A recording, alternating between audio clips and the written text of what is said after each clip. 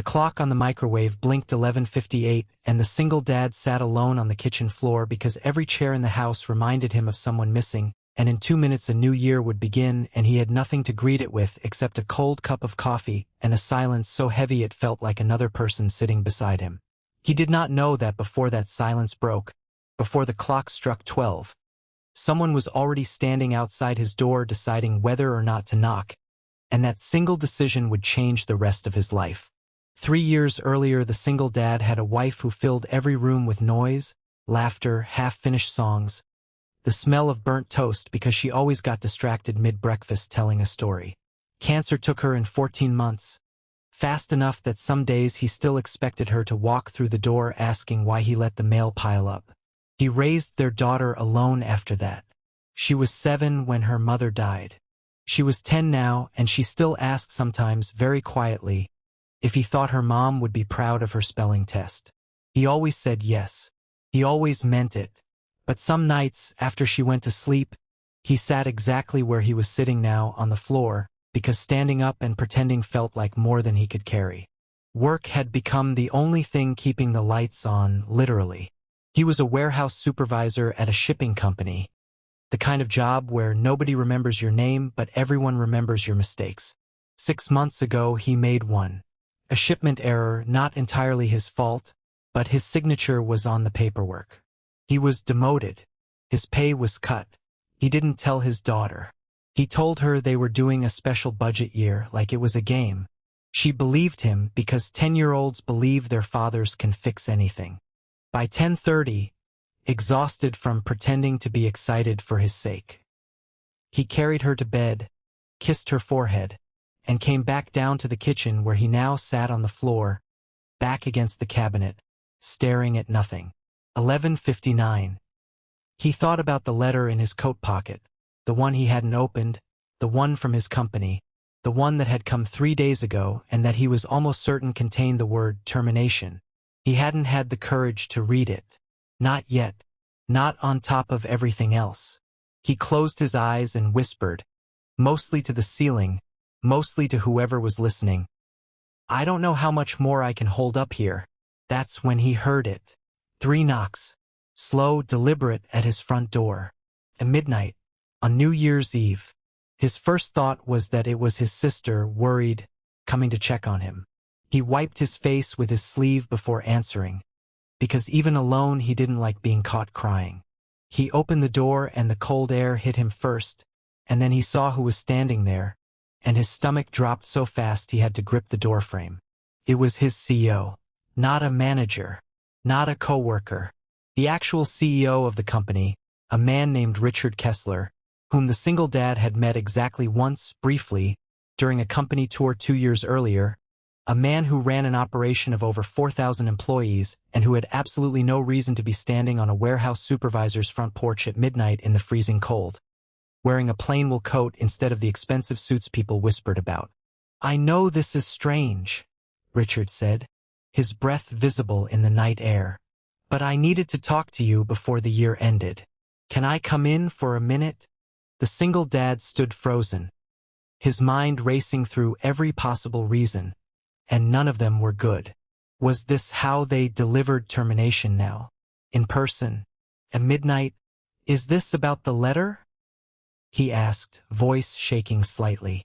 Richard's expression softened. "Yes and no. Please, just 5 minutes." He stepped inside, glancing around the modest living room, the second-hand couch, the childhood drawings taped crookedly to the fridge visible from the hallway. He didn't look down on any of it.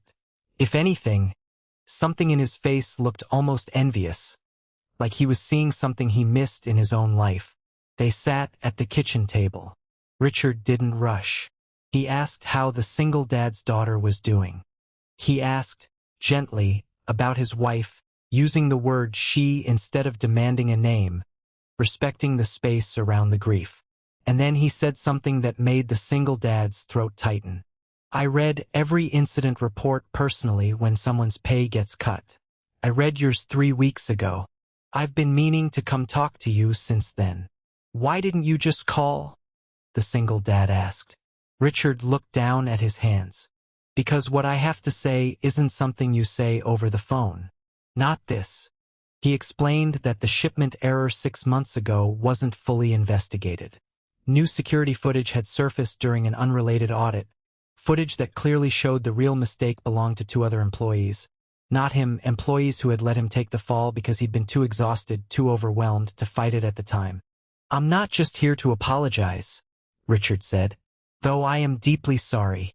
I'm here because your position is being reinstated, with back pay for the past 6 months, effective immediately." The single dad felt his hands trembling on the table. 6 months of missed rent payments, skipped groceries, second-hand shoes for his daughter because he couldn't afford new ones, and now, suddenly, undone in one sentence. "Why come here yourself?" he whispered. "Why tonight?" Richard was quiet for a long moment. "Because 11 years ago I was a single father too. My son was 4. My wife left, not passed away, left, but the pain of doing it alone, I understand a piece of it. Someone helped me when I couldn't ask for help. A stranger paid off my apartment deposit when I was about to lose the roof over my son's head. I never got the chance to thank her properly. She passed a year later. I promised myself if I ever had the means, I'd pay it forward, quietly, personally, not through some company memo." His voice cracked slightly. "Your file crossed my desk at exactly midnight 3 weeks ago, while I was reviewing year-end reports alone in my office. I don't believe that was an accident." The single dad sat in stunned silence, tears finally falling freely, not just from relief but from something deeper, the feeling of being truly seen after months of feeling invisible. But Richard wasn't finished. He reached into his coat and placed an envelope on the table, thicker than the termination letter still sitting unopened in the single dad's coat pocket. "This isn't charity," Richard said firmly. "This is back pay plus a promotion to floor manager, a role I think you're more than capable of. I've watched your work ethic from a distance longer than you know. Tonight I just wanted you to hear it from me directly, man to man, father to father, before another year started with you thinking nobody noticed how hard you've been trying." The single dad opened his mouth to speak, but no words came, only a breath that shook on its way out. From the hallway, a small voice interrupted the silence. "Dad? Who's here?" His daughter stood in her pajamas, hair messy from sleep, rubbing her eyes. The single dad wiped his face quickly, but Richard spoke first, gently. "I'm a friend of your dad's. I just came by to tell him Happy New Year." She smiled sleepily and said, "Happy New Year," before padding back toward her room.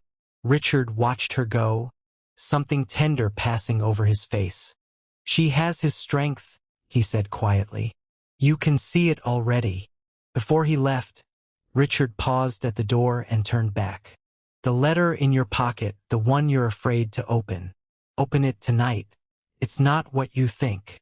The single dad's hands shook as Richard walked out into the cold, disappearing down the driveway toward a car waiting at the curb. He stood there for a long moment before finally pulling the crumpled envelope from his coat. Inside wasn't a termination notice at all. It was a company-wide letter, sent to every employee, announcing a new fund Richard had quietly established months earlier, a fund for single parents on staff struggling financially, one the single dad had somehow overlooked applying for out of pride and exhaustion. Attached was a handwritten note in the corner, added personally. "You never asked. I noticed anyway. Happy New Year." He sat back down on the kitchen floor, the same spot where minutes earlier he had felt like he was drowning, and for the first time in 6 months, he let himself cry without trying to stop it, not out of sadness, but out of a relief so enormous it had nowhere else to go. Somewhere down the hall his daughter slept peacefully, unaware that the man who just left had quietly rewritten both their futures. The single dad looked up at the ceiling one more time and whispered, "Thank you." This time not to the silence, but to whoever had been listening all along. The following morning he told his daughter everything, in words she could understand, that a kind man had come to remind them they weren't alone. She hugged him tightly and said, "See, Dad? I told you good things happen when you least expect them." He laughed through fresh tears and held her closer than he had in months. Life didn't fix itself overnight, but that midnight knock became the turning point, the moment he stopped believing he had to carry everything by himself. Sometimes the kindness we desperately need arrives disguised as a stranger at the door, and sometimes the people with the most power in the world are simply looking for someone to quietly lift up, expecting nothing in return except the chance to pass on a kindness once given to them. If this story touched your heart, please like this video, leave a comment to share your thoughts, share it with someone who needs hope today, and subscribe to Wings of Kindness for more inspiring stories. Remember, even the smallest act of kindness can change someone's life forever.